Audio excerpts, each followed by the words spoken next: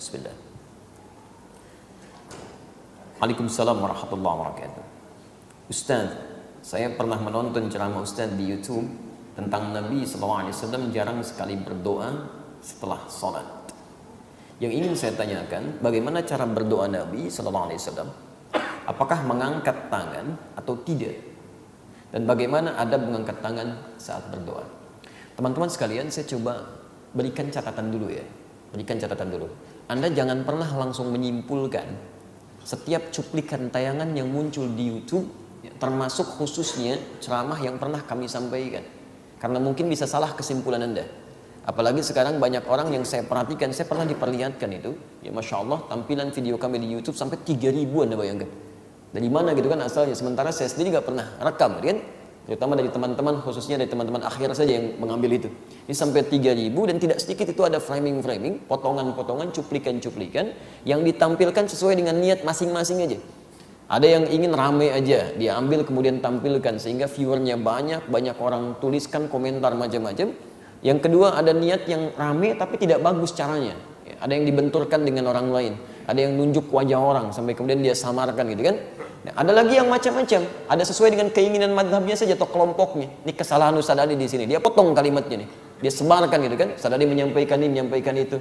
Atau ada yang seperti ini umumnya, melihat kepada judul lalu disimpulkan dari judul itu. Saya tidak pernah mengatakan Nabi SAW jarang berdoa pasca sholat. Ini jawaban dari pertanyaan, saya masih ingat betul itu. Ada orang bertanya kepada kami, apakah setelah menunaikan sholat fardu, kemudian kita berdoa mesti mengangkat tangan? Itu poin pertanyaannya.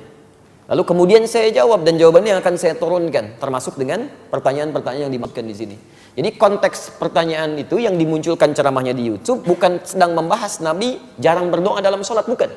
Dalam konteks membahas pertanyaan seseorang yang menanyakan apakah Nabi SAW setelah sholat fardu mengangkat tangannya dalam berdoa. Itu konteks pertanyaan yang saya jawab pada saat itu. Tapi diberi judul yang berbeda dengan isi ceramahnya karena mungkin cuplikan yang dilihat atau pertimbangan-pertimbangan penguploadnya. Jelas di sini? Teman-teman sekalian, yang pertama, yuk kita turunkan dengan lebih jelas lagi amalan Nabi SAW pasca sholat sampai ketemu doanya Nabi. Ya, sampai ketemu doanya Nabi.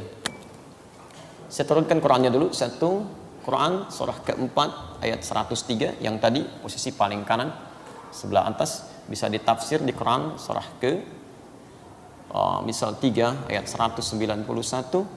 Amalannya lagi di Quran surah ke-15 ayat ke-9, posisi paling kanan di pertengahan.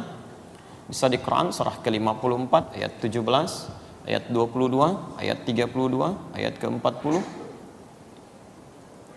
Ya, kemudian bisa juga teruskan di Quran surah ke-20 ayat ke-14. Kalau kita turunkan hadisnya, bismillah. Pertama, hadis riwayat Muslim, berhadis 591, berhadis 593, berhadis 597. Kita temukan di sini. Dan kita turunkan lagi. Ya, sampai ketemu ya turunan ke bawahnya di Abu Daud. Berhadis 925 misalnya. Ya, maaf, ini Ibnu Majahnya, Ibnu Majah, berhadis 925.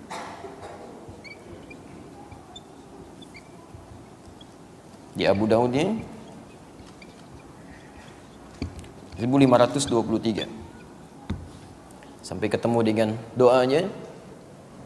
Kemudian kita turunkan lagi. Ada At-Tirmidzi, berhadis 1488. Di kitab yang lain terbitan dari Darul Ihya Turath Al-Arabi nomor hadis 1490. Ini cukup menarik nih perbedaan nomornya. Kemudian selanjutnya kembalikan ke hadis Muslim, bagaimana cara mengangkat tangan. Berhadis 1056. Antum tidak ketemu ini, cari di Al-Arba'in. Ini sedikit ya, cuma 42 hadis. Nomor hadis ke-10 posisi paling kanan sebelah atas tentang makanan halal. Baik. Cukup? Alhamdulillah. Baik. Baik, teman-teman sekalian, kita turunkan amalan Rasulullah sallallahu alaihi wasallam pasca salat, apa yang beliau kerjakan. Lalu kita jawab terkait dengan apa yang teman kita tanyakan. Pertama, seperti tadi kita uraikan dalam menjawab pertanyaan kawan kita yang pertama, amalan Nabi SAW pasca salat adalah sesuai dengan ketentuan Al-Quran di surah keempat An-Nisa ayat 103, kan? فَإِذَا قَضَيْتُمُ الصَّلَاةَ فَاذْكُرُوا اللَّهَ قِيَامًا وَقُعُودًا وَعَلَى جُنُوبِكُمْ. Maka jika kalian telah menyelesaikan salat, bergegaslah untuk berzikir kepada Allah, baik dalam keadaan berdiri, duduk ataupun berbaring. Bagaimana cara mengamalkan zikir ini? Karena kalimat di Qurannya masih umum, zikir aja. Ya? Kalau tidak dijelaskan bagaimana caranya, kita akan kebingungan. Apa Anda kemudian duduk zikir, kan tidak, ya? Harus ada amalan yang jelas yang bisa kita kerjakan. Maka diberikan bentangan pilihan oleh Al-Quran. Semua amalan yang menjadikan kita ingat dengan Allah itu disebut dengan zikir. Saya ulang, semua amalan yang menjadikan kita ingat dengan Allah, tersambung dengan Allah, disebut dengan apa? Zikir. Misal, membaca Al-Quran itu bagian dari zikir. Karena Quran sendiri disebut dengan zikir. Quran surah ke-15 Al-Hijr ayat ke-9, posisi paling kanan di pertengahan. Inna nahnu nazzalna dzikra wa inna lahu lahafizun. Sungguh kami telah turunkan Al-Quran sebagai zikir. Jadi kalau Anda sedang baca Al-Quran, Anda sedang zikir itu. Ya, jelas di sini? Tayyib. Menghafal Quran itu bagian dari zikir. Maka disebutkan 4 kali di Quran surah 54 Al-Qamar ayat 17, ayat 22, ayat 32, ayat ke-40. Walaqad yassarnal Qur'ana lidzikri fahal mim muddakir. Dan sungguh kami telah mudahkan Al-Quran digunakan sebagai zikir. Ya, diingat, dihafalkan. Jadi menghafal Quran disebut dengan zikir. Jadi kalau Anda sedang menghafal Quran, itu pun Anda sedang berzikir di situ. Jelas di sini? Salat itu disebut sebagai zikir. Quran surah ke-20 Thaha ayat ke-14. Wa aqimis sholata li dzikri. Tunaikan salat sebagai zikir kepadaku, kata Allah. Jadi ketika Anda sedang salat, itu adalah bagian dari zikir. Ya. Berdoa termasuk istighfar, bagian dari zikir. Ya, Quran surah kedua Al-Baqarah ayat 152, posisi paling kanan sebelah bawah. Saya belum tuliskan tadi. Ya, fadhkuruni adzkurkum. Maka Anda zikir kepada saya saya ingat Anda. Dan doa sebagai bagian ingat kita kepada Allah Subhanahu wa taala, memohon kebaikan. Nah, sekarang kalau kita simpulkan, ya, Anda simpulkan misalnya, kalimat-kalimat zikir di Quran bentangannya banyak. Ada baca Al-Quran, kalimat thayyibah, ada istighfar, ada doa, ada sholat, ada menghafal Quran, termasuk saat Anda ikut ta'lim, Anda sedang zikir. Karena saat Anda mengikuti ta'lim, Anda ingat dengan Allah Subhanahu wa taala. Ya. Makanya mohon maaf ya, ta'lim yang baik itu bukan hanya mengajarkan materi yang Anda ketahui, bukan itu yang diinginkan. Ta'lim yang baik itu diisyaratkan oleh Quran adalah ta'lim yang bisa mengangkat iman Anda lebih dekat dengan Allah Subhanahu wa taala. Itu ada di Quran surah 58 ayat ke-11, posisi paling kanan sebelah bawah. Makanya ketika disebutkan di Quran, ya ayyuhalladzina amanu, dibuka dengan kata iman. Hei orang-orang telah menyatakan dirinya beriman kepada Allah. Idza qila lakum tafassahu fil majalis, jika diinformasikan pada Anda, dikatakan luaskan majlis. Majlis itu asalnya dari kata jalasa, berpindah dari posisi rendah ke posisi tinggi. Kalau Anda duduk di bawah, saya katakan fadl ijlis, silahkan duduk. Itu bukan cuma duduk, tapi maksudnya pindah ke tempat yang lebih tinggi. Tempatnya disebut dengan majlis, jamaknya disebut dengan majalis. Kalimat majalis di sini disandingkan dengan menuntut ilmu, diawali dengan kata iman. Kata para ulama seakan-akan melukiskan kesan bahwa tempat menuntut ilmu yang baik itu bukan sekedar Anda datang, tapi tempat yang menjadikan Anda, perangkat keimanan Anda lebih dekat dengan Allah Subhanahu wa taala. Jadi kalau Anda menuntut ilmu, belajar dengan siapapun, iman Anda tidak meningkat, pengetahuan agama Anda tidak bertambah, ada yang salah di majlis itu.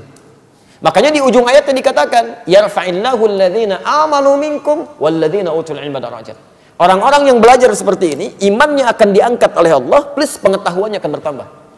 Silakan antum cek. Kalau antum masuk ke majlis ilmu yang seperti ini, pengetahuan Anda pasti nambah. Salat Anda bukan cuma sekedar bertakbir, tapi paham kenapa saya mesti bertakbir, bagaimana cara saya bertakbir, apa bacaan yang saya bacakan. Kemudian Anda menjadi lebih dekat dengan Allah. Sebelumnya cuma salat fardu, sekarang pengennya di masjid. Sebelumnya fokusnya yang berjamaah fardu saja, sekarang kehilangan sunnah sudah nggak nyaman.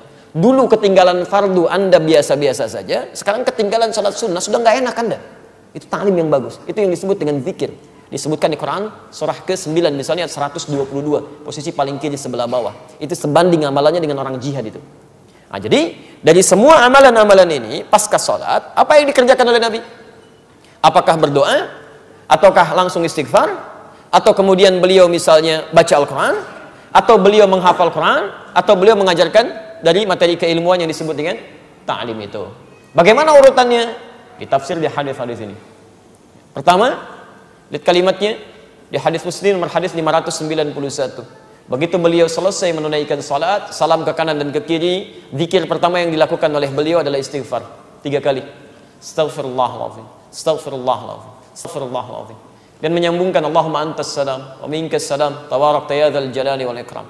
Selanjutnya di hadis Muslim nomor hadis 593, la ilaha illallah lahu la syarika lah, lahul mulku wa lahul hamdu wa huwa ala kulli syai'in qadir.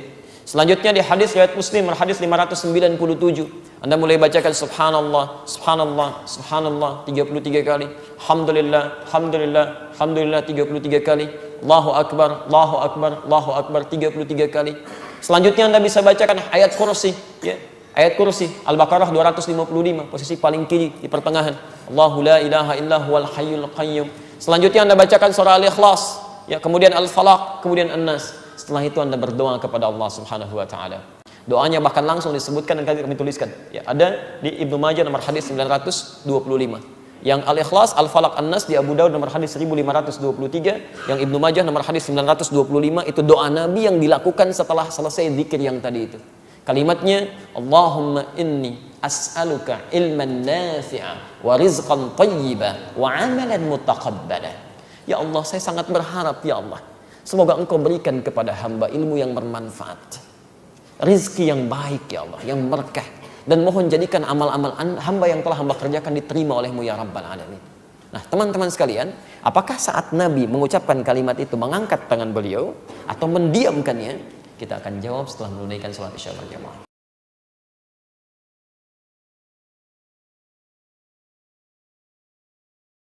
Baiklah, kita coba lanjutkan bahasan kita sebelum kita buka untuk segmen bagian kedua. Teman-teman sekalian, tadi sudah sampai pada pertanyaan, apakah Nabi SAW dalam doa beliau pasca salat beliau mengangkat tangan, dan bagaimana adab mengangkat tangan dalam berdoa. Kita sudah jawab bahwa kebiasaan Rasulullah SAW, sunnah beliau ketika tuntas mengerjakan sholat itu mengamalkan isyarat Quran surah keempat An-Nisa ayat 103 untuk berzikir kepada Allah Subhanahu wa taala. Bentangan zikir yang disampaikan di Quran diurutkan melalui amalan-amalan Nabi. Mulai dari istighfar di hadis Muslim nomor hadis 591 itu dengan Allahumma antas salamnya, dan bacaan la ilaha illallah lahu la syarika lah, dan seterusnya di hadis Muslim hadis 593 itu.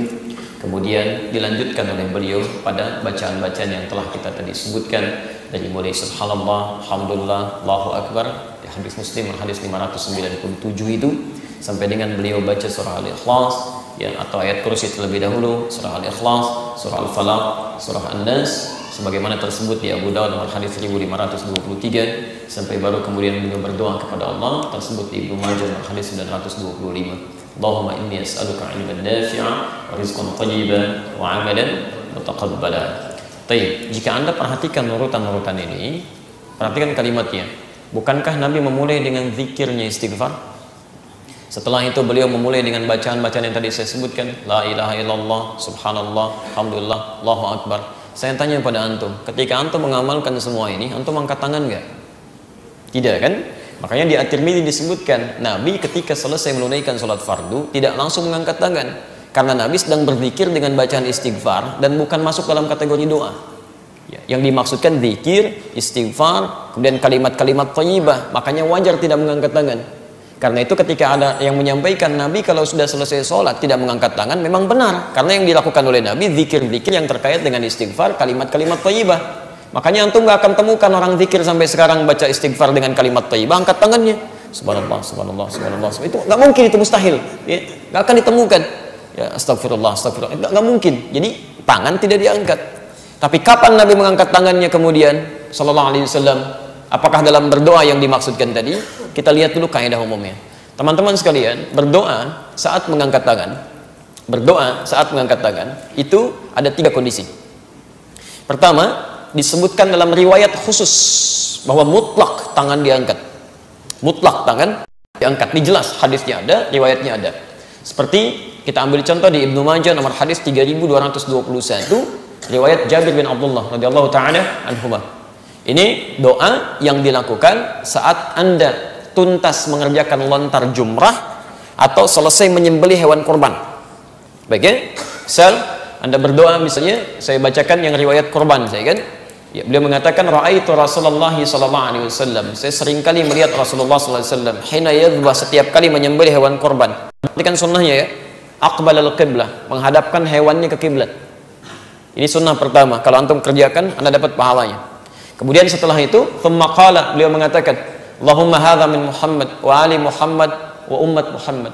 Ya Allah, mohon terima korban ini dari Muhammad sallallahu alaihi wasallam, dari keluarga besar Muhammad sallallahu alaihi wasallam, dan dari umatnya Muhammad sallallahu alaihi wasallam yang selama hidupnya belum tentu bisa berkorban. Rata-rata beliau korban 100 ekor. Ya, kemudian setelah itu beliau katakan saat akan disembelih, thumma qala bismillahi Allahu akbar. Bismillahi Allahu akbar, baru kemudian sembelih. Perhatikan tahapan sunnahnya ya. Hadapkan ke arah kiblat, sebutkan atas nama siapa korban yang dimaksudkan. Setelah itu sembelih dengan sebelumnya mengucapkan bismillahi Allahu akbar. Setelah itu belum selesai. Sunnah yang selanjutnya yang keempat, antum menghadap ke arah kiblat membaca doanya. Thumma qala inni wajjahtu wajhiya lilladzi fataras samawati wal arda hanifan muslima wa ma ana minal musyrikin, dan seterusnya. Nah, ini pun dilakukan ketika Anda tuntas melontar jumrah. Di begitu lontar jumrah 1, 2, 3 sampai 7-nya, jangan langsung Anda selesai. Anda mundur, Anda menghadap ke arah kiblat, ke Ka'bah, kemudian Anda berdoa tadi. Inni wajjahtu wajhiya lilladzi fataras samawati wal ard. Dan nanti di fikih umrah biasanya kita suka buka kajian terbuka tuh, ya menjelang haji. Nanti kita terangin apa hubungannya antara melontar dengan bacaan doa tadi. Itu ada hubungannya. Termasuk dengan yang tidak haji menyembelih hewan kurban, itu ada korelasinya itu. Ada hikmahnya di situ. Nah, itu mutlak mengangkat tangan. Mutlak mengangkat tangan. Seperti juga di sa'i antara Safa dengan Marwah gitu kan. Saat Anda di Safa, saat Anda di Marwah, itu tuntunannya mengangkat tangan. Jadi ada doa-doa yang di situ khusus hadisnya mengatakan mengangkat tangan. Yang kedua, ada doa-doa yang memang menunjukkan bahwa saat berdoa tidak perlu mengangkat tangan. Dan di situ nggak ada dalil untuk mengangkat tangan. Tidak ada dalilnya. Ya. Misal doa yang dilakukan di dalam bacaan sholat pada umumnya. Ya. Doa pertama kan antum baca iftitah kan. Setelah takbir Allahu Akbar tangan diangkat, yang dibacakan iftitah kan. Doa di situ ada 12 doa terbentang. Ada yang baca Allahumma ba'id baini di Al-Bukhari nomor hadis 711 dari Abu Hurairah. Ada yang baca wajjahtu, nggak pakai ini ya. Itu ada di hadis Muslim nomor hadis 1848 dari Ali bin Abi Thalib. Sallaitu khalfa Rasulillah sallallahu alaihi wasallam. Saya pernah salat di belakang Rasulullah sallallahu alaihi wasallam, fastaftaha, maka beliau membaca doa istiftahnya karena panjang, wajjahtu wajhiya lilladzi fataras samawati wal ard, sampai ujung hadisnya. Tapi nggak pernah ditemukan ketika membaca itu Nabi berdoa dalam salat tangannya mengangkat. Allahumma ba'id baini, nggak ada, tetap bersedekap seperti ini. Nah, dalam hal seperti ini, kalau hadisnya tidak menunjukkan mengangkat tangan, maka antum pun cukup seperti yang Nabi lakukan, tidak perlu mengangkat tangannya, karena ini dalil khusus. Jelas ya? Jangan terlampau soleh gitu kan? Antum Allah baca Allah ba'id, tangannya diangkat ya kan? Nabi nggak kerjakan, maka antum jangan kreatif di sini. Yang ketiga, ini poinnya, yang didiamkan. Didiamkan. Jadi tidak ada keterangan apakah di situ Nabi mengatakan angkat tangan atau tidak. Nggak ada dalil khususnya. Maka kalau kaidahnya seperti itu, para ulama sepakat mengembalikan kepada dalil umum yang menggunakan tangan diangkat. Karena dalil umum ketika berdoa itu isyaratnya tangannya diangkat. Berdasar keterangan hadis Nabi sallallahu alaihi wasallam di dua hadis yang tadi saya tuliskan, ya. Oh, itu di Abu Daud ya, bukan Tirmidzi. Abu Daud nomor hadis 1488 di juz pertama halaman 553. Di Abu Daud. Baik. Ini riwayat 1, riwayat 2-nya di hadis Muslim, betul, nomor hadis 1056, atau di Al-Arba'in, nomor hadis yang ke-10. Taib, lihat kalimatnya. Ini kaidah umum ya. Ini kaidah umum. Nabi sallallahu alaihi wasallam menyampaikan, qala Rasulullah sallallahu alaihi wasallam, innallaha ya, tabaraka wa ta'ala, sungguh Allah subhanahu wa ta'ala itu hayyun karimun, sungguh sangat memiliki sifat peka malunya dan sangat mulia. Yastahi min 'abdihi, sangat malu ya terhadap hambanya, idza rafa'a yadayhi, ketika dia mengangkat tangannya kemudian mendiamkan ya tangannya itu ketika dia mulai menjatuhkannya. Maksudnya meninggalkan hambanya dalam keadaan hampa, tidak menjawab doanya saat tangannya diangkat. Hadis ini ingin mengatakan, sungguh Allah sangat merasa malu jika membiarkan hambanya berdoa dengan mengangkat tangan lalu tidak mengabulkannya. Demikian bahasa umumnya. Ya. Di sini para ulama mengatakan ketika ada kondisi-kondisi Anda ingin berdoa dalam kondisi umum yang tidak ada hadis untuk melarang Anda mengangkat tangan, maka yang terbaik Anda angkat tangannya. Karena doa orang yang mengangkat tangan lebih cepat dikabulkan oleh Allah dibandingkan dengan yang diam. Berdasarkan hadis ini, dan hadisnya sahih. Ya. Dan Nabi pernah menyampaikan juga di hadis Muslim, menunjuk pada seseorang yang ingin cepat dikabulkan doanya dengan dia mengangkat tangan. Cuman sayang dia mengerjakan maksiat tertentu sehingga pekerjaannya, maaf, menjadikan doanya terhambat di sini. Terhalang. Ya. Ada di hadis Muslim nomor hadis 1056. Kalau nggak punya di Al-Arba'in nomor hadis yang ke-10. Ya. Kalau nggak punya juga dengarkan saya bacakan hadisnya. Ya. Famma dzakara rajula, lalu Nabi mengisahkan tentang seorang lelaki yutilus safara, yang menempuh perjalanan panjang. Dia ingin cepat dikabulkan, dia lihat nih ketentuan Nabi kan kalau berperjalanan panjang safar itu doa kemungkinan cepat dikabulkan. Karena di antara doa yang cepat dikabulkan oleh Allah adalah doa yang dipanjatkan saat safar. Ya, teman-teman mohon izin ya, kalau Anda sedang safar, apalagi safarnya safar spiritual ya kan, menunaikan ibadah haji, umrah, atau jenguk orang tua, beda pulau di mana dan sebagainya ya kan, itu isi dengan berdoa. Itu cepat dikabulkan. Ya. Asy'atha aghbara, sampai-sampai tampilannya kumal, rambutnya berantakan ya kan? Yang paling menarik, ini yang paling menarik. Yamuddu yadaihi ilas sama. Bahkan dia mengangkat tangannya ke langit. Aturan kedua, orang yang mengangkat tangan bermohon kepada Allah lebih cepat dikabulkan dibanding dengan yang diam. Baik. Yang ketiga, fayaqulu ya Rabb, ya Rabb. Lalu dia memulai dengan al-asmaul husna. Puncaknya, orang yang berdoa dengan memulai menyebut al-asmaul husna, banyak ayatnya di Quran. Termasuk di 2 ayat terakhir di surah Al-Isra tadi. Ya. Qulid Allah awid ar-Rahman ayyamma tad'u falahul asmaul husna. Kalau Anda punya suatu permohonan, kebutuhan, kata Allah, minta, sebut nama Allah. Atau Ar-Rahman. Atau kalau Anda tahu ayyamma tad'u falahul asmaul husna. Setiap Anda ingin mohon kepada Allah, coba cari nama terbaik dari nama Allah yang sesuai dengan kebutuhan Anda. Karena Allah sudah siapkan nama-nama terbaik sesuai kebutuhan kita. Anda punya masalah misalnya sulit, belum terbuka, ingin minta sama Allah, sebut Ya Al-Fattah. Anda rizki ini, sulit rizki, sebut Ya Razzaq. Tayyib. Ada yang isengin Anda, ada yang jahilin Anda, sebut namanya Ya Al-Jabbar, Ya Al-Malik. Anda diuji dengan masalah, ya, perlu kekuatan, sebut Ya Sabr, Ya Sabr. Pilih satu nama sesuai dengan kebutuhan Anda. Ya Allah Ya Razzaq, Ya Allah Ya Al-Fattah. Ibu tidak harus disebutkan semuanya, Bu ya. Kadang-kadang saya lihat ibu-ibu, Masya Allah, itu kan saking rajinnya semua disebut. Ya Allah, Ya Rahman, Ya Rahim, Ya Malik, Ya Al-Qudus. Semua disebutkan, makanya semua dikasih oleh Allah. Begitu dikasih, Anda nggak siap, gitu kan. Yang tadinya nggak punya masalah, malah minta masalah. Ya sabar, sabar itu lawannya masalah. Begitu Anda mengatakan, Ya Allah berikan kesabaran, artinya Anda minta masalah. Ya. Nah ini orang melakukan ketiganya.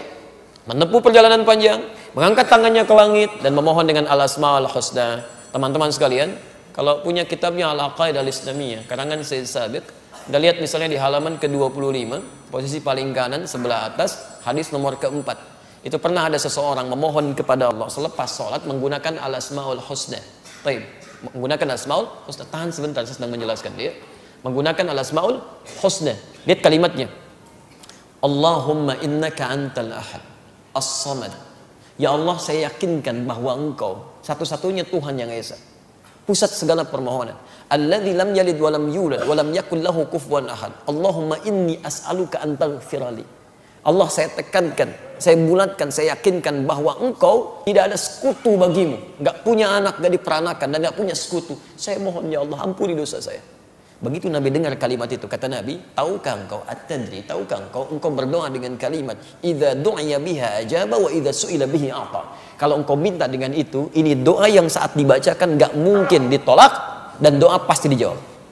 Pasti jawab. Tapi orang ini melakukan ketiganya, kata Nabi, anna yustajabu lidzalik. Mustahil doa kamu dijawab. Yang tadi itu. Kenapa? Famatamu haramun, makanannya haram. Masyrabu haramun, minumannya haram. Balbasu haramun, pakaiannya haram. Wa ghudhiya bi haramin, dan perangkat hidupnya haram. Jadi kalau antum sering makan yang haram, masuk ke perut ini, beredar darah jadi daging, itu nutup pintu kebaikan. Kayak begini nih. Kalau yang haram-haramnya masih kecil masuk, masih kayak begini. Jadi rahmat Allah masih tembus tuh. Masih bolong. Tapi kalau sudah seperti ini apa aja mau dimasukin susah tuh. Bukan Allah nggak jawab, begitu mau dijawab mantul nggak bisa masuk. Haramnya mesti keluar dulu nih. Tapi poinnya adalah orang yang mengangkat tangan di hadis ini diisyaratkan lebih cepat dijawab dibandingkan dengan yang diam. Nah, persoalan mengangkat tangan pasca sholat itu termasuk hadis yang didiamkan. Ya, tidak ada petunjuk langsung mengangkat, tidak ada petunjuk langsung tidak mengangkat. Makanya para ulama bersepakat di sini dikembalikan kepada hadis umumnya, yaitu dengan mengangkat kedua tangannya. Dan kalimat mengangkatnya tidak menjauh tapi mendekat begini. Ya, sejajar dengan dadanya. Dan semakin tinggi permohonan semakin diangkat. Ya. Jelas di sini? Jadi saya kira terjawab pertanyaan ini. Ada pada mengangkat tangan juga sudah kita jawab. Termasuk dalam Jumatan kalau khatib cukup mengangkat satu telunjuknya, yang kanan gitu kan, dia angkat kemudian dia berdoa. Kalau makmum bisa mengangkat dan mengaminkan di situ. Dan tidak ada persoalan di sini. Demikian saya kira.